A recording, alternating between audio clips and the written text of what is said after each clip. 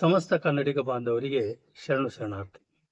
ಪ್ರಸ್ತುತ ಪ್ರಗತಿ ಯೂಟ್ಯೂಬ್ ಚಾನಲ್ಗೆ ತಮ್ಮೆಲ್ಲರಿಗೂ ಹಾರ್ದಿಕ ಸ್ವಾಗತ. ನಾವು ಪ್ರತಿ ವರ್ಷ ಬಸವ ಜಯಂತಿಯನ್ನು ವೈಶಾಖ ಶುದ್ಧ ತದಿಗೆಯಿಂದ ಆಚರಿಸ್ತೇವೆ. ಸರಿ, ಹಾಗಾದರೆ ಇದನ್ನು ಮೊಟ್ಟ ಮೊದಲು ಈ ಒಂದು ಬಸವ ಜಯಂತಿ ಆಚರಣೆಯನ್ನು ಪ್ರಾರಂಭಿಸಿದವರು ಯಾರು? ಬಹಳ ಸಂತೋಷ ಅನಿಸ್ತದೆ ಮತ್ತು ಹೆಮ್ಮೆ ಅನಿಸ್ತದೆ. ಈ ಬಸವ ಜಯಂತಿಯ ದಿನಾಚರಣೆಯನ್ನು ಸಂಭ್ರಮವನ್ನು ಮೊಟ್ಟ ಮೊದಲಿಗೆ ಅಂದ್ರೆ 1913 ಹಿಂದೆ ಪ್ರಾರಂಭಿಸಿದವರು ಮೊಟ್ಟ ಮೊದಲ ವ್ಯಕ್ತಿ ಅಂತಂತಂದ್ರೆ ಹರ್ಡೇಕರ್ ಮಂಜಪ್ಪ ಅವರು. ಹರ್ಡೇಕರ್ ಮಂಜಪ್ಪ ಅವರು ಅತ್ಯಂತ ಕಟ್ಟ ಬಸವ ತತ್ವ ನಿಷ್ಠಾನುಯಾಯಿಗಳು. ಅದರ ಜೊತೆಗೆ ಅವರು ಗಾಂಧೀಜಿಯವರ ಅನುಯಾಯಿಗಳು ಕೂಡ ಹೌದು. ಎಷ್ಟರ ಮಟ್ಟಿಗೆ ಅವರು ಗಾಂಧೀಜಿಯವರ ಅನುಯಾಯಿಗಳು ಅಂತಂದ್ರೆ ಅವರಿಗೆ ಕರ್ನಾಟಕದ ಗಾಂಧಿ ಅಂತಾನೆ ಕರೀತಾರೆ. ಹರ್ಡೇಕರ್ ಮಂಜಪ್ಪನವರು ಲೋಕಹಿತೈಷಿಗಳು. ಅವರ ಒಂದು ಬದುಕಿನ ಧ್ಯೇಯ ಅಂದ್ರೆ ಸಮಸ್ತ ಜನತೆ ಉತ್ತಮವಾದ ಬದುಕನ್ನ ಸಾಗಿಸಬೇಕು. ಸಮಸ್ತ ಜನತೆಯ ಬದುಕಿನ ಉತ್ತಮಿಕೆ ಅವರ ಧ್ಯೇಯ ಆಗಿದೆ. ಈ ಕಾರಣಕ್ಕಾಗಿ ಈ ಧ್ಯೇಯವನ್ನೇ ಮುಂದೆ ತಮ್ಮ ಬದುಕಿನ ಮಾರ್ಗದರ್ಶನಾಗಿ ಇಟ್ಕೊಂಡು ಅವರು ತಮ್ಮ ಸಾಧನೆಗಳನ್ನ ಮುಂದುವರಿಸಿದ್ರು. ಬಹಳಷ್ಟು ಮಟ್ಟಿಗೆ ಯಶಸ್ವಿಯಾದರು ಅನ್ನೋದು ಕೂಡ ಹೆಮ್ಮೆ ಮಾತು. ಅವರು ಈ ತಮ್ಮ ಸಾಧನೆಗಾಗಿ ವೈವಿಧ್ಯಮಯವಾದಂತಹ ಒಂದು ಕ್ಷೇತ್ರಗಳನ್ನ ಅವರು ಆಯ್ಕೆ ಮಾಡಿಕೊಂಡ್ರು. ಹರ್ಡೇಕರ್ ಮಂಜಪ್ಪನವರು ಅವರ ಸಾಧನೆಗಳು ಕೂಡ ಬಹಳ ಬಹುಮುಖಿ. ಅವರು ಶಿಕ್ಷಕರು, ಶಿಕ್ಷಣ ಚಿಂತಕರು, ಅದರ ಜೊತೆಗೆ ಏನಂತಂತಂದ್ರೆ ಅವರು ಸಾಹಿತಿಗಳು, ಮುಕ್ತ ವಿಚಾರವಾದಿಗಳು, ಪತ್ರಕರ್ತರು, ಆಮೇಲೆ ಪ್ರಗತಿಪರ ಚಿಂತಕರು, ಸ್ವಾತಂತ್ರ್ಯ ಹೋರಾಟಗಾರರು, ಕರ್ನಾಟಕ ಏಕೀಕರಣದ ಅಧ್ವರ್ಯಗಳು. ಇವೆಲ್ಲದರ ಜೊತೆಗೆ ಏನಂತಂತಂದ್ರೆ ಈ ಮೊದಲೇ ಹೇಳಿದಂತೆ ಅವರು ಬಸವಣ್ಣನವರ ಅನುಯಾಯಿ ಮತ್ತು ಗಾಂಧೀಜಿಯವರ ಅನುಯಾಯಿಯೂ ಹೌದು. ಹರ್ಡೇಕರ್ ಮಂಜಪ್ಪನವರು 1886 ಇಸ್ವಿ ಫೆಬ್ರವರಿ 18ರಂದು ಬನವಾಸಿಯಲ್ಲಿ ಜನಿಸಿದರು. ಅವ್ರ ತಂದೆಯವರು ಮಧುಕೇಶ್ವರರವರು, ಅವರ ಅಣ್ಣ ಮಧುಲಿಂಗಪ್ಪ. ಬಹಳ ಕಡು ಬಡತನದ ಮನೆತನ.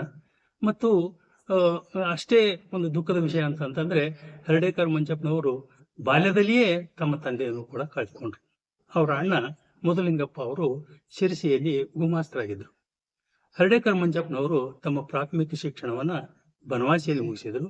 ನಂತರ ಮುಂದಿನ ಅಭ್ಯಾಸಕ್ಕಾಗಿ ಅವರು ಶಿರಸಿಗೆ ಹೋದರು. ಶಿರಸಿಯಲ್ಲಿ ಅವರು ಮುಲ್ಕಿ ಪರೀಕ್ಷೆ ಪಾಸ್ ಆದರು.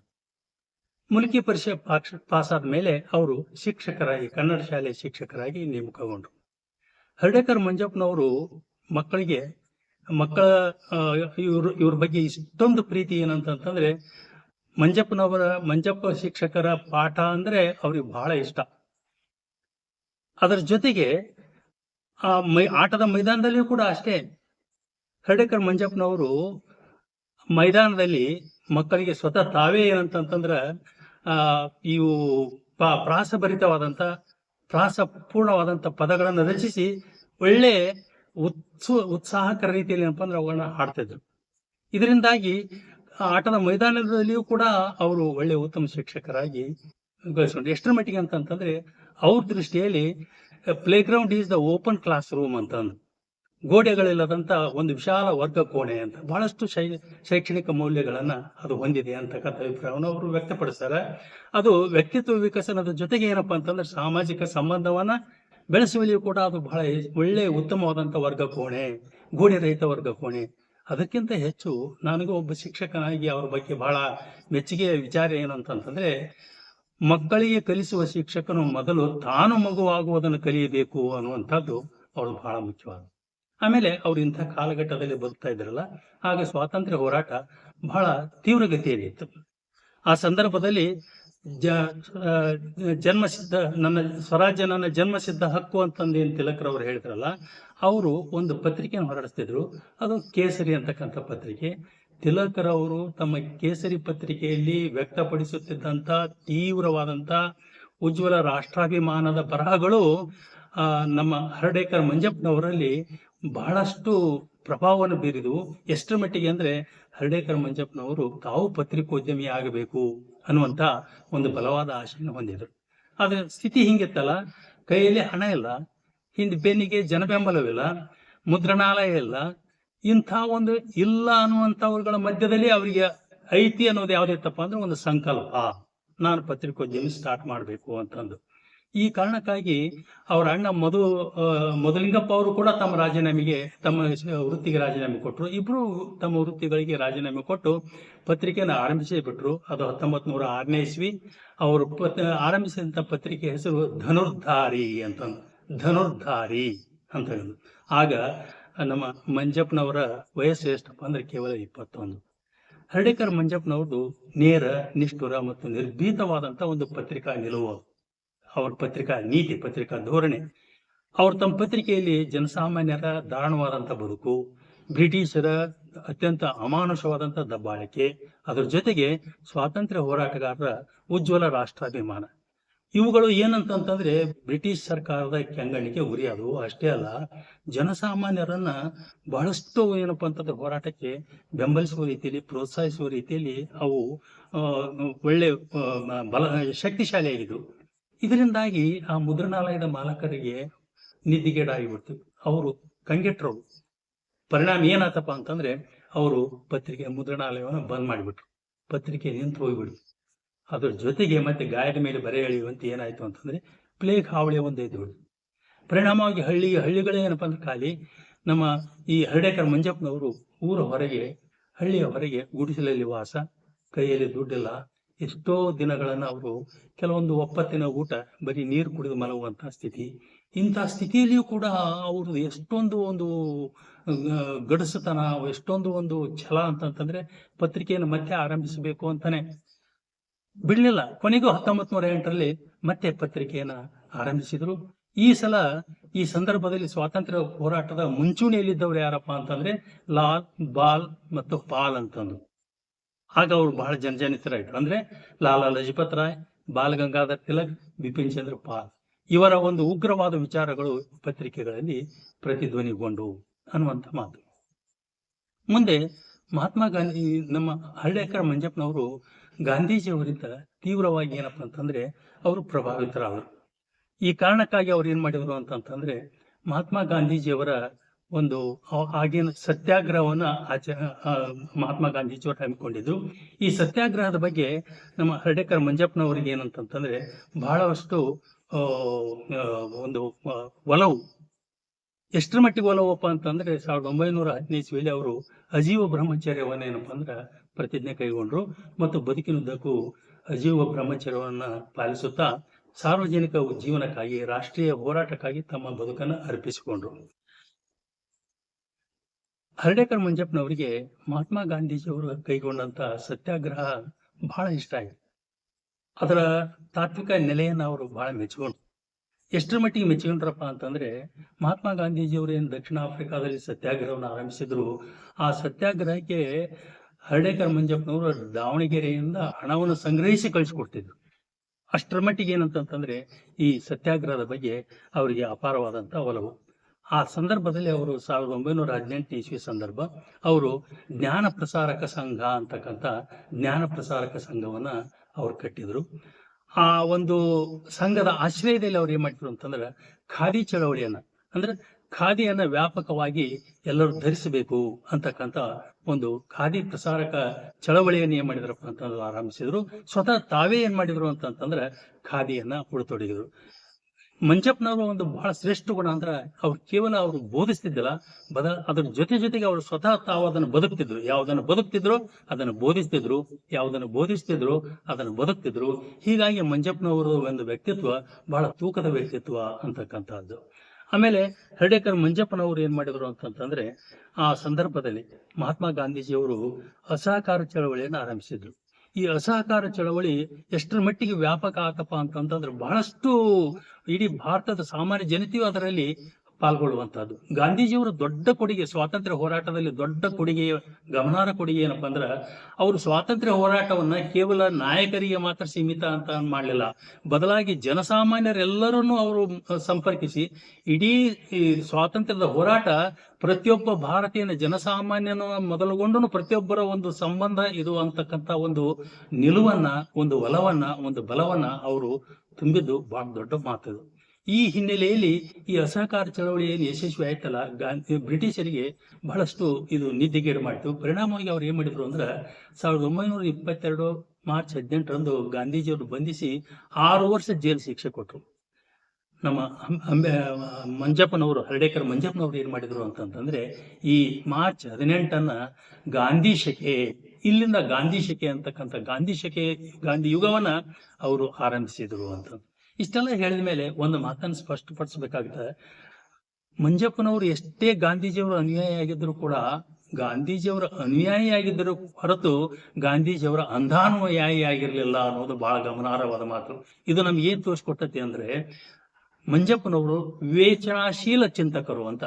ವಿವೇಚನಾಶೀಲ ಚಿಂತಕರವರು ಯಾವುದೇ ಒಂದು, ಅವರು ಎಷ್ಟೇ ಅವರು ನಿಷ್ಠೆ ಹೊಂದಿದ್ರು ಗಾಂಧೀಜಿಯವ್ರ ಬಗ್ಗೆನೂ ಕೂಡ, ಅವರ ಹಮ್ಮಿಕೊಡ್ತಕ್ಕಂಥ ಯೋಜನೆಗಳಲ್ಲಿ, ಅವರು ಬೋಧಿಸ್ತಕ್ಕಂಥ ತತ್ವಗಳಲ್ಲಿ ಸ್ವಲ್ಪ ಮಂಜಪ್ಪನವರಿಗೆ ಅದು ಏನಂತಂದ್ರೆ ಅದು ಅಸಮಂಜಸ ಅನಿಸ್ತು ಅಂತಂದ್ರೆ ಅದನ್ನ ಅವ್ರು ವಿರೋಧಿಸ್ತಿದ್ರು. ಹಾಗೆ ವಿರೋಧಿಸಿದ ಒಂದು 2 ಘಟನೆ ಹೇಳ್ಬೇಕಂತಂದ್ರೆ, ಮಹಾತ್ಮ ಗಾಂಧೀಜಿಯವರು ಸ್ವದೇಶಿ ಚಳವಳಿಯನ್ನು ಶುರು ಮಾಡಿದರು. ಅದರಲ್ಲಿ ಅವ್ರು ಏನ್ ಹೇಳಿದ್ರು ಅಂತಂದ್ರೆ, ಸ್ವದೇಶಿ ಬಟ್ಟೆಗಳನ್ನು, ಸ್ವದೇಶಿ ವಸ್ತುಗಳನ್ನು ಬಳಸಬೇಕು, ವಿದೇಶಿ ವಸ್ತುಗಳನ್ನು ಸುಡಬೇಕು ಅಂತಂದು. ಆದ್ರೆ ಮಂಜಪ್ಪನವರು ಏನ್ ಮಾಡಿದ್ರು ಅಂದ್ರೆ, ಸ್ವದೇಶಿ ಬಟ್ಟೆಗಳನ್ನು ಧರಿಸೋಣ, ಸ್ವದೇಶಿ ವಸ್ತುಗಳನ್ನು ಬಳಸೋಣ, ಆದ್ರೆ ವಿದೇಶಿ ವಸ್ತುಗಳನ್ನು ಸುಡಲು ನಾನು ಒಪ್ಪುವುದಿಲ್ಲ ಅಂತ ತಿಳ್ಕೊಂಡು ಅವ್ರು ಏನ್ ಮಾಡಿದ್ರು ಅಂತಂದ್ರೆ, ವಿದೇಶಿ ವಸ್ತುವನ್ನು ಅತ್ಯಂತ ಕಡುಬಡವರಿಗೆ, ಅದರ ತೀವ್ರ ಅವಶ್ಯಕತೆಯವರಿಗೆ ಅವರು ಕೊಡೋದ್ರ ಜೊತೆಗೆ ಕೊಟ್ರು ಅನ್ನುವಂಥ ಮಾತು. ಮತ್ತೊಂದು ಅಂತಂದ್ರೆ, ಮಹಾತ್ಮ ಗಾಂಧೀಜಿಯವರು ಅಸ್ಪೃಶ್ಯರನ್ನ ಹರಿಜನರು ಅಂತ ಕರೆದ್ರು. ಆದ್ರೆ ಇದು ಮಂಜಪ್ಪನವ್ರಿಗೆ ಇಷ್ಟ ಆಗಿಲ್ಲ. ಅವ್ರು ಹೇಳಿದ್ರು, ಅವ್ರನ್ನ ಆದಿಜನರು ಅಂತ ಕರೆದ್ರು ಮಂಜಪ್ಪನವರು.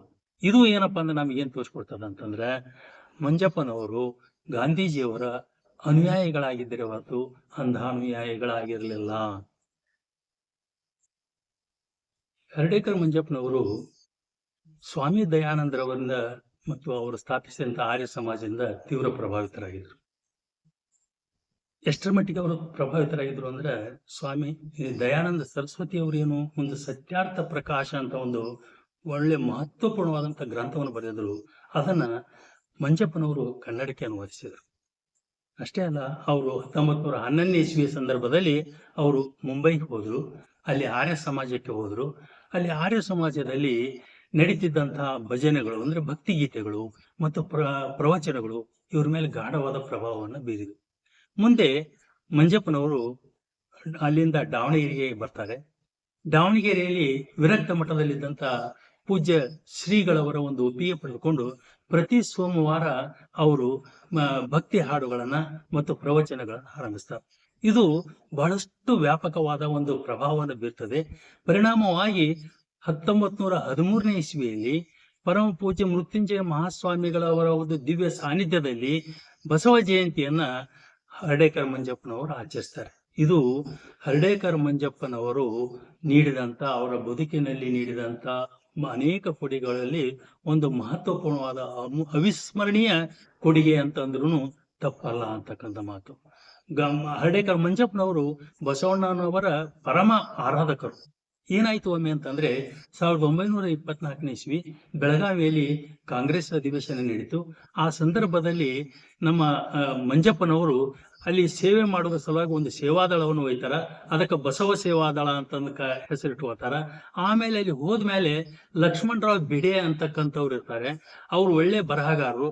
ಅವ್ರ ಮೂಲಕವಾಗಿ ಅವ್ರ ಕಡೆಯಿಂದ ಏನ್ ಮಾಡ್ತಾರೆ ಅಂತಂದ್ರೆ, ಸತ್ಯಾಗ್ರಹಿ ಬಸವೇಶ್ವರ ಅಂತಂದು, ಸತ್ಯಾಗ್ರಹಿ ಬಸವೇಶ್ವರ ಅಂತಕ್ಕಂಥ ಅನ್ನುವ ಒಂದು ಶೀರ್ಷಿಕೆಯಲ್ಲಿ ಹಿಂದಿ ಮತ್ತು ಮರಾಠಿ 2 ಭಾಷೆಗಳಲ್ಲಿ ಏನ್ ಮಾಡ್ತಾರೆ ಅಂತಂದ್ರೆ ಕಿರು ಪುಸ್ತಕಗಳನ್ನು ಪ್ರಕಟಿಸಿ ಅಲ್ಲಿ ಸಮಾವೇಶಗೊಂಡಂತ ದೇಶಾದ್ಯಂತದ ಎಲ್ಲ ಅಧಿವೇಶನದಲ್ಲಿ ಬಂದಂತ ಎಲ್ಲ ಸದಸ್ಯರುಗಳಿಗೂ ಆ ಪ್ರತಿಗಳನ್ನ ಅವರು ಹಂಚುತ್ತಾರೆ. ಆಮೇಲೆ ಆ ಜೊತೆಗೆ ಏನಪ್ಪಾ ಅಂತಂದ್ರೆ ಈ ಬಸವಣ್ಣನವರ ವಿಚಾರಗಳು ಮತ್ತು ಈ ಸತ್ಯಾಗ್ರಹ ವಿಚಾರಗಳು ಎಷ್ಟರ ಮಟ್ಟಿಗೆ ಏನಪ್ಪಾ ಅಂತಂದ್ರ ಒಂದಕ್ಕೊಂದು ಪೂರಕ ಅನ್ನುವುದನ್ನ ಅಲ್ಲಿ ಅವರು ಅತ್ಯಂತ ಮನಮುಟ್ಟುವಂತೆ ಏನಂತಂದ್ರೆ ತಿಳಿಸ್ಕೊಡ್ತಾರೆ. ಇದರಿಂದಾಗಿ ಬಸವಣ್ಣನವರು ತತ್ವಗಳು ವ್ಯಾಪಕ ಒಂದು ಪ್ರಚಾರವನ್ನ ಅಥವಾ ಪ್ರಸಾರವನ್ನ ಪಡಿತವು ಅನ್ನೋದು ಬಹಳ ಮುಖ್ಯವಾಗ್ತದೆ. ಹರ್ಡೇಕರ್ ಮಂಜಪ್ಪನವರು ಬಸವ ಚರಿತ್ರೆ ಅಂತಕ್ಕಂಥ ಒಂದು ಕೃತಿಯನ್ನು ರಚನೆ ಮಾಡ್ತಾರೆ. ಇದು ಅಮೂಲ್ಯವಾದಂತಹ ಒಂದು ಸಂಶೋಧನಾ ಕೃತಿಯೂ ಹೌದು. ಆಮೇಲೆ ಅವರು ಮಕ್ಕಳಿಗಾಗಿ ಬಸವ ಚರಿತೆ ಅಂತಕ್ಕಂಥದ್ದು ಅಂದ್ರೆ ಬಸವಣ್ಣನವರ ಜೀವನ ಚರಿತ್ರೆ ಅಂತಕ್ಕಂಥ ಒಂದು ಪುಸ್ತಕವನ್ನು ಬರೀತಾರೆ. ಮಕ್ಕಳಿಗೆ ಅದು ಬಹಳ ಇಷ್ಟವಾಗುವ ಭಾಷೆಯಲ್ಲಿ ಅದನ್ನ ಬರೆದಿದ್ದಾರೆ. ಮುಂದೆ ಮಂಜಪ್ಪನವರು 1933ನೇ ಇಸ್ವಿಲಿ ಬಸವ ಜಯಂತಿಯ ಸಂದರ್ಭದಲ್ಲಿ ಬಸವಣ್ಣನವರ 101 ವಚನಗಳು ಅಂತಕ್ಕಂಥ ಒಂದು ಪುಸ್ತಕವನ್ನ ಪ್ರಕಟಪಡಿಸಿ ಅದನ್ನು ಸುಮಾರು 50,000 ಜನರಿಗೆ ಏನಂತಂದ್ರೆ ಆ ಪ್ರತಿಗಳನ್ನು ಹಂಚ್ತಾರೆ ಅನ್ನೋದು ನಮಗೆ ಬಹಳ ಮುಖ್ಯವಾಗ್ತದೆ. ಆಮೇಲೆ ಅವರು ಮತ್ತೊಂದು ಬಹಳ ಮುಖ್ಯವಾದ ಒಂದು ಕೊಡುಗೆ ಅಂತಂತಂದ್ರೆ ಬಸವಣ್ಣನವರ ಒಂದು ಬೋಧನೆ ಏನಿತ್ತಲ್ಲ, ಬಸವ ಬೆಳಕು ಅಂತಕ್ಕಂಥ ರೀತಿಯಲ್ಲಿ ಅಂತ ಶೀರ್ಷಿಕೆ ಅಡಿಯಲ್ಲಿ ಅವ್ರು ಏನ್ ಮಾಡ್ತಾರೆ ಅಂತಂತಂದ್ರೆ ಒಂದು ಹೊತ್ತಿಗೆಯನ್ನ ಒಂದು ಗ್ರಂಥವನ್ನು ರಚಿಸಿ ತಮ್ಮ ಬಸವಣ್ಣನವರ ಬಗ್ಗೆ ಇರ್ತಕ್ಕಂಥ ತಮ್ಮ ವಿಚಾರಗಳನ್ನ ಮತ್ತು ಅವರ ವಚನಗಳ ಆಂತರ್ಯದಲ್ಲಿರ್ತಕ್ಕಂಥ ಸಂದೇಶವನ್ನ ಅವರು ತಲುಪಿಸುವ ಕೆಲಸವನ್ನ ಹರ್ಡೇಕರ್ ಮಂಜಪ್ಪನವರು ಮಾಡ್ತಾರೆ ಅನ್ನೋದು ಬಹಳ ಮುಖ್ಯವಾದದ್ದು. ಆ ತರುವಾಯದಲ್ಲಿ ಶಿಕ್ಷಣ ಕ್ಷೇತ್ರಕ್ಕೂ ಕೂಡ ಹರ್ಡೇಕರ್ ಮಂಜಪ್ಪನವರ ಕೊಡುಗೆ ಬಹಳ ಅಪೂರ್ವವಾದದ್ದು. 1927 ಇಸ್ವಿ ಆಲಮಟ್ಟಿಯಲ್ಲಿ ಅವರು ವೀರಶೈವ ವಿದ್ಯಾಲಯ ಅಂತಕ್ಕಂಥ ಒಂದು ಶಿಕ್ಷಣ ಸಂಸ್ಥೆಯನ್ನು ಕಟ್ತಾರೆ. ಆ ಶಿಕ್ಷಣ ಸಂಸ್ಥೆಯ ಉದ್ದೇಶಗಳು ಬಹಳ ಉದಾತ್ತವಾಗಿದ್ದವು ಮತ್ತು ವಿಚಾರಗಳು ಅತ್ಯಂತ ಆಧುನಿಕವಾಗಿದ್ದವು ಕೂಡ. ಇವತ್ತು ನಾವು ಹೇಳ್ತೇವೆ ಹೋಲಿಸ್ಟಿಕ್ ಎಜುಕೇಶನ್ ಅಂತಂದು, ಸಮಗ್ರ ಶಿಕ್ಷಣ ಅಂತಕ್ಕಂಥ. ಈ ಸಮಗ್ರ ಶಿಕ್ಷಣದ ಎಲ್ಲ ಅಂಶಗಳನ್ನ ನಾವು ಅಲ್ಲಿ ಕಾಣ್ತೇವೆ. ಅಂದ್ರೆ ಇದು ಏನ್ ನಮ್ಗೆ ತೋರಿಸ್ಕೊಡ್ತದಂತಂದ್ರೆ ಮಂಜಪ್ಪನವರು ಶಿಕ್ಷಣದ ಬಗ್ಗೆ ಎಷ್ಟೊಂದು ವಿಶೇಷವಾದ ಒತ್ತನ್ನು ಅವರು ನೀಡಿದ್ರು ಅನ್ನುವಂಥದ್ದು. ಆಮೇಲೆ ಅಲ್ಲಿ ಮುಖ್ಯವಾಗಿ ಏನಂತಂದ್ರೆ ಜೀವನ ಶಿಕ್ಷಣ, ಆರ್ಥಿಕ ಸ್ವಾವಲಂಬನೆ, ಮೌಲ್ಯಗಳ ಶಿಕ್ಷಣ, ಆಮೇಲೆ ಇವತ್ತು ನಾವು ಹೇಳ್ತೀವಿ ಉದ್ಯೋಗ ಕೌಶಲ್ಯಗಳು ಅಂತಂದ್ರೆ ಸ್ಕಿಲ್ಸ್ ಮತ್ತು ವ್ಯಾಲ್ಯೂಸ್ ಇವತ್ತಿನ ಎಜುಕೇಶನಲ್ ಆಸ್ಪೆಕ್ಟ್ ನಲ್ಲಿ ಬಹಳ ಪ್ರಧಾನ ಸ್ಥಾನ ಗಳಿಸ್ತವು. ಅದನ್ನ ಅವರು 1927ನೇ ಇಸ್ವಿಯಲ್ಲಿನೇ ಏನಪ್ಪಾ ಅಂತಂದ್ರ ಅವರು ಈ ವಿದ್ಯಾಲಯದಲ್ಲಿ ವೀರಶೈವ ವಿದ್ಯಾಲಯದಲ್ಲಿ ಅವ್ರು ಏನಪ್ಪಾ ಅಂದ್ರ ಅವರು ಅಳವಡಿಸಿದ್ರು. ಅದರ ಜೊತೆಗೆ ಬಹಳ ಮುಖ್ಯವಾದದ್ದು ಅಂತಂದ್ರೆ ಇವತ್ತಿಗೂ ಕೂಡ ಪ್ರಸ್ತುತವಾಗಿದೆ ಅಂದ್ರೆ ಭಾಷಾ ಸಾಮರ್ಥ್ಯ. ಮಕ್ಕಳಲ್ಲಿ ಲ್ಯಾಂಗ್ವೇಜ್ ಎಫಿಷಿಯನ್ಸಿ ಬೆಳಿಬೇಕು ಅಂತಕ್ಕಂಥ ನಿಟ್ಟಿನಲ್ಲಿ ಆ ಕಾರಣಕ್ಕಾಗಿ ಭಾಷಾ ಸಾಮರ್ಥ್ಯ ಬೆಳವಣಿಗೆಗೂ ಕೂಡ ಅವರು ಬಹಳ ಮಹತ್ವದ ಒಂದು ಸ್ಥಾನವನ್ನು ಅವರು ಕೊಟ್ಟರು. ಇವೆಲ್ಲದರ ಜೊತೆಗೆ ಒಂದು ಸ್ವ ಅಧ್ಯಯನ ಮತ್ತು ಸಂಶೋಧನೆ ಇವುಗಳಿಗೆ ಪೂರಕವಾಗಿರಬೇಕು, ಇವುಗಳಿಗೆ ಸಹಾಯಕವಾಗಿರಬೇಕು ಅಂತ ಒಂದು ಗ್ರಂಥ ಭಂಡಾರವನ್ನ ಅವರು ಹುಟ್ಟು ಹಾಕಿದ್ರು ಅನ್ನುವಂಥದ್ದು. ಅದರ ಜೊತೆಗೆ ಅವ್ರು ಏನ್ ಮಾಡಿದ್ರು ಅಂತಂದ್ರೆ ಈ ಪತ್ರಿಕೆಗಳ ಬಗ್ಗೆ, ಪ್ರಕಟಣೆ ಬಗ್ಗೆ ಅವ್ರಿಗೆ ಎಷ್ಟು ಒಂದು ಗಾಢವಾದ ವಿಶ್ವಾಸ ಇತ್ತು ಅಂತಂದ್ರೆ ಜನಜಾಗೃತಿಯನ್ನು ಉಂಟು ಮಾಡುವಂತಹ, ಜನೋದ್ಧಾರವನ್ನು ಉಂಟು ಮಾಡುವಂತಹ ವಿಚಾರಗಳನ್ನ ಮತ್ತು ಸಂಶೋಧನೆಗಳನ್ನ ಪ್ರಕಟಿಸುವಂತಹ ಪತ್ರಿಕಾ ಭಾಗವನ್ನು ಕೂಡ ಏನಪ್ಪಾ ಅಂದ್ರ ಗ್ರಂಥ ಪ್ರಕಟಣೆಯ ಕಾರ್ಯವನ್ನು ಕೂಡ ಹರ್ಡೇಕರ್ ಮಂಜಪ್ಪನವರು ವೀರಶೈವ ವಿದ್ಯಾಲಯದ ಒಂದು ನೇತೃತ್ವದಲ್ಲಿ ಅವರು ಅಳವಡಿಸಿಕೊಂಡ್ರು ಅಂತಂದು. ಇನ್ನ ಸಾಹಿತ್ಯ ಕ್ಷೇತ್ರಕ್ಕಂತೂ ಹರ್ಡೇಕರ್ ಮಂಜಪ್ಪನವರ ಒಂದು ಕೊಡುಗೆ ಅದ್ಭುತವಾದದ್ದು. ಈ ಮೊದಲು ಹೇಳಿದಂತೆ ಅವರು ಮಾಡಿದಂತ ಸಾಧನೆ ಪ್ರತಿಯೊಂದು ಆಯಾಮದಲ್ಲಿ ಅವರು ಪ್ರಥಮಗಳವರು. ಅದು ಬಸವ ಜಯಂತಿ ಆಚರಣೆನೇ ಇರಲಿ, ಅದು ಗಾಂಧೀಜಿಯವರ ಒಂದು ತತ್ವ ವಿಚಾರಗಳ ಮಾತೇ ಇರಲಿ, ಅನುಷ್ಠಾನದ ಮಾತೇ ಇರಲಿ, ಅದರ ಜೊತೆಗೆ ಏನಪ್ಪಾ ಅಂತಂದ್ರೆ ಇವತ್ತು ಸಾಹಿತ್ಯದಲ್ಲಿಯೂ ಕೂಡ ಅವರು ಅಷ್ಟೇ ಬಹಳ ಮುಖ್ಯವಾದ ಬಹಳ ಮಹತ್ವಪೂರ್ಣವಾದ ಗಮನಾರ್ಹವಾದ ಕೊಡುಗೆ ಅವ್ರು ಕೊಡ್ತಾರೆ. ಅವರು ಮುದ್ರಕರಾಗಿ, ಪ್ರಕಾಶಕರಾಗಿ, ಅನುವಾದಕರಾಗಿ, ಆಮೇಲೆ ಚರಿತ್ರಕಾರರಾಗಿ ಅವರು ಬಹಳಷ್ಟು ಕೆಲಸಗಳನ್ನ ಅವ್ರು ಮಾಡಿದ್ದಾರೆ. ಆಮೇಲೆ ಅವರ ಪ್ರಕಟಣಾ ಯೋಜನೆಗಳು ಎಂಥವು ಅಂತಂದ್ರೆ ರಾಷ್ಟ್ರೀಯ ಗ್ರಂಥಮಾಲೆ, ಪ್ರಗತಿ ಗ್ರಂಥಮಾಲೆ, ಜನೋದ್ಧಾರ ಗ್ರಂಥಮಾಲೆ, ವಿಜ್ಞಾನ ಗ್ರಂಥಮಾಲೆ, ಮಕ್ಕಳ ಗ್ರಂಥಮಾಲೆ, ಹೀಗೆ ಬೇರೆ ಯೋಜನೆಗಳನ್ನ, ಪ್ರಕಟಣಾ ಯೋಜನೆಗಳ ಮೂಲಕವಾಗಿ ಅವರು ಈ ಕಾರ್ಯವನ್ನ ಅವ್ರು ಮಾಡಿದ್ರು. ಸ್ವತಃ ಅವರೇ ಏನಂತಂದ್ರೆ 80 ಕೃತಿಗಳನ್ನ ಅವರು ರಚನೆ ಮಾಡಿದ್ರು ಅನ್ನೋದು ಬಹಳ ಮುಖ್ಯ ಆಗ್ತದೆ. ಅವರು ಗಾಂಧೀಜಿಯವರ ಜೀವನ ಚರಿತ್ರೆ ಮತ್ತು ಉಪನ್ಯಾಸಗಳು ಇದನ್ನ ಏನ್ ಮಾಡಿದ್ರು ಅಂತಂತಂದ್ರೆ ಕನ್ನಡಕ್ಕೆ ಅನುವಾದಗೊಳಿಸಿದ್ರು. ಆಮೇಲೆ ಆ ಅದ್ರ ಜೊತೆಗೆ ಏನಂತಂತಂದ್ರೆ ಈ ಆದಿಜನ ಸುಧಾರಣೆ ಅಂತಕ್ಕಂಥ ಪುಸ್ತಕವನ್ನು ಬರೆದ್ರು. ಆಮೇಲೆ ಜನಸೇವಕನ 101 ವಚನಗಳು ಅಂತಂದು ಅವರೇ ಸ್ವತಃ ತಾವು ವಚನಗಳನ್ನು ಬರೆದದ್ದು, ಜನಸೇವಕನ 101 ವಚನಗಳು ಅಂತಕ್ಕಂಥದ್ದು. ಇದೆಲ್ಲದರ ಜೊತೆಗೆ ಏನಂತಂದ್ರೆ ತಮ್ಮ ಆತ್ಮಕಥೆಯನ್ನು ಕೂಡ ಅವರು ಬರೆದಿದ್ದಾರೆ. ನನ್ನ ಕಳೆದ 30 ವರ್ಷಗಳ ಕಾಣಿಕೆ ಅಂತಂದು, contribution of the past of my life, contribution of past life of 33 years ಅಂತಕ್ಕಂಥ ಒಂದು ಪುಸ್ತಕ. ಇದು ಬಹಳ ಮುಖ್ಯವಾದ ಪುಸ್ತಕ. ಆದರೆ ಇದರ ಒಂದು ವಿಶೇಷತೆ ಅಂದ್ರೆ ಅವರು ಈ ಪುಸ್ತಕ ಆತ್ಮಕಥೆ ಅಂದ್ರೂ ಕೂಡ ಎಲ್ಲೂ ಅವರು ತಮ್ಮ ತಂದೆ ತಾಯಿ ಅಣ್ಣ ತಮ್ಮ ಇವರುಗಳ ಪ್ರಸ್ತಾಪ ಅವರು ಮಾಡಿಲ್ಲ ಅಂತಕ್ಕಂಥ. ಆದರೆ ಅವ್ರ ಸಾಧನೆಗಳನ್ನ ಅವರು ಇದನ್ನು ಓದಿದ ಮೇಲೆ ನಮ್ಗೆ ಏನ್ ಅನ್ಸ್ತದೆ ಅಂದ್ರೆ ಗಾಂಧೀಜಿಯವರ the story of my experiments with truth ಅಂತ ಐತಲ್ಲ, ಅದೇ ಆ ಒಂದು ಧೋರಣೆ ನೆನಪು ಕೂಡ ಇದು ಬರ್ತದೆ. ಅತ್ಯಂತ ತಮ್ಮ ಆತ್ಮ ನಿವೇದನೆ ಅವರು ಏನಂತಂದ್ರೆ ಅಂದ್ರೆ ಇಲ್ಲಿ ಮುಖ್ಯವಾಗಿ ಗಮನಿಸಬೇಕಾದಂತಂದ್ರೆ ಆತ್ಮಕಥೆ ಅಂದ್ರೆ ಆತ್ಮ ಪ್ರಶಂಸಾ ಕಥೆ ಅಲ್ಲ ಅನ್ನೋದನ್ನ ಅವರು ಇದ್ರ ಮೂಲಕವಾಗಿ ಏನಪ್ಪಾ ಅಂದ್ರೆ ತಮ್ಮನ್ನ ಪ್ರಾಂಜಲವಾಗಿ ಜನತಾ ನ್ಯಾಯಾಲಯದ ಮುಂದೆ ತಮ್ಮನ್ನ ತಾವು ನಿವೇದಿಸಿಕೊಳ್ಳೋದು, ತೆರೆದುಕೊಳ್ಳುವ ಅನ್ನುವಂತ ರೀತಿಯಲ್ಲಿ ಅವರು ಈ ಆತ್ಮಕಥೆ ಅವರು ಬರೆದಿದ್ದಾರೆ ಅನ್ನುವಂಥದ್ದು. ಆಮೇಲೆ ಇನ್ನೊಂದು 1946ನೇ ಇಸ್ವಿಯಲ್ಲಿ ಅವರು ಒಂದು ಪುಸ್ತಕ ಬರ್ತಾರೆ, ಎಚ್ಚೆತ್ತ ಹಿಂದೂಸ್ತಾನ ಅಂತಂದು. ಎಚ್ಚೆತ್ತ ಹಿಂದೂಸ್ತಾನ ಅಂತ, ಅವೇ ಕನ್ನಡ ಹಿಂದೂಸ್ತಾನ್ ಅಂತಂದು. ಇದರಲ್ಲಿ ಅವರು ಒಂದು ಮಾತು ಬರೀತಾರೆ, ಈಗ ಸಮಯ ಹೀಗೆ ಬಂದಿದೆ ಅಲ್ಲ, ಬ್ರಿಟಿಷರ ಒಂದು ಪಾರತಂತ್ರ್ಯದ ಪಾಶ ಹರಿದು ಹೋಗುವ ಸಮಯ ಬಂದಿದೆ ಅಂತ ಬರೀತಾರೆ. ಎಷ್ಟು ವಿಚಿತ್ರ ಅಂತಂದ್ರೆ ಮುಂದೆ 1947ನೇ ಆಗಸ್ಟ್ 15ರಿಗೆ ನಮಗೆ ಸ್ವಾತಂತ್ರ್ಯ ಸಿಕ್ತು. ಅವರ ಬರಹ ಒಂದು ಭವಿಷ್ಯ ರೂಪದಲ್ಲಿ ಅವರ ಬರಹ ಅಲ್ಲಿ ನಮಗೆ ಗೋಚರ ಆಗ್ತದೆ. ಆದರೆ ದುಃಖದ ವಿಷಯ ಅಂತಂತಂದ್ರೆ ಯಾವ ಕಾರಣಕ್ಕಾಗಿ ಯಾವುದನ್ನ ಹಂಬಲಿಸಿ ಅವರು ಬದುಕಿನುದ್ದಕ್ಕೂ ಹೋರಾಡಿದರು, ಸ್ವತಂತ್ರ ಭಾರತ, ಸ್ವತಂತ್ರ ಮಾತೃಭೂಮಿಯನ್ನು ಕಾಣಲು ಅವರು ಹೋರಾಟ ಮಾಡಿ ಅವರು ತಮ್ಮ ಬದುಕನ್ನು ಅರ್ಪಿಸಿದ್ರು. ಆ ಸ್ವತಂತ್ರ ಭಾರತವನ್ನು ಕಾಣುವಂತ ಒಂದು ಭಾಗ್ಯ ಅವರಿಗೆ ಇರಲಿಲ್ಲ. ಅಂದ್ರ ಮಾತೇನು ಅಂದ್ರೆ ನಮ್ಮ ಹರ್ಡೇಕರ್ ಮಂಜಪ್ಪನವರು 1947 ಜನವರಿ 3ರಂದು ಇಹಲೋಕ ತ್ಯಜಿಸಿದ್ರು ಅಂತಕ್ಕಂಥದ್ದು. ಅವರು ಹೋದ್ರು ಕೂಡ ಅವರ ಸಾಧನೆಗಳು ಹೆಂಗ ನಡೆದ ಹಾದಿಗೆ ಬಿಟ್ಟು ಹೋದ ಹೆಜ್ಜೆಗಳೇ ಸಾಕ್ಷಿ, ಹಾಗೆ ನಡೆಸಿದ ಬದುಕಿಗೆ ಸಾಧನೆಗಳೇ ಸಾಕ್ಷಿ, ತೋಡಿದ ಬಾವಿಗೆ ಜಲವೇ ಸಾಕ್ಷಿ ಅನ್ನುವ ರೀತಿಯಲ್ಲಿ ನಾವು ಇದನ್ನ ಹೇಳ್ಬೋದು. ಇವತ್ತು ಹರ್ಡೇಕರ್ ಮಂಜಪ್ಪನವರು ಇಲ್ಲ ಅನ್ಲಿಕ್ಕೆ ಆಗಂಗಿಲ್ಲ. ಅವರೊಬ್ಬ ಲೋಕಹಿತೈಷಿ, ಜನೋದ್ಧಾರಕರು, ಆತ್ಮೋದ್ಧಾರದ ಜೊತೆಗೆ ಜನೋದ್ಧಾರವನ್ನ ತಮ್ಮ ಬದುಕಿನ ಧ್ಯೇಯವನ್ನಾಗಿಸಿಕೊಂಡವರು. ಅದಕ್ಕಾಗಿ ಅವರು ತಮ್ಮನ್ನ ಅರ್ಪಿಸಿಕೊಂಡವರು. ಶರಣ ಸಂದೇಶವನ್ನ ತಮ್ಮ ಬದುಕಿನ ಪ್ರತಿ ಕ್ಷಣದಲ್ಲಿ ಅವರು ಅನುಸರಿಸುವುದರ ಜೊತೆಗೆ ತಮ್ಮ ಸಮಸ್ತ ಅಂತಃಶಕ್ತಿಯನ್ನ ಜನೋದ್ಧಾರಕ್ಕಾಗಿ ಅವರು ಅರ್ಪಿಸಿದ್ರು ಅನ್ನೋದು ನಮಗೆ ಬಹಳ ಮುಖ್ಯ ಅನಿಸ್ತದೆ.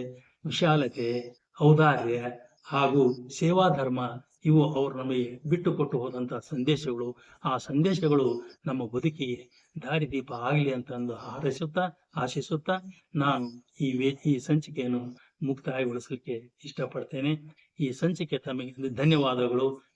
ಆಮೇಲೆ ಈ ಸಂಚಿಕೆ ತಮಗೆ ಇಷ್ಟ ಆಯ್ತು ಅಂತಂತಂದ್ರೆ ತಾವು ಇದನ್ನ ಲೈಕ್ ಮಾಡಿ, ಶೇರ್ ಮಾಡಿ, ಸಬ್ಸ್ಕ್ರೈಬ್ ಮಾಡಿ. ಜೈ ಹಿಂದ್, ಜೈ ಕರ್ನಾಟಕ.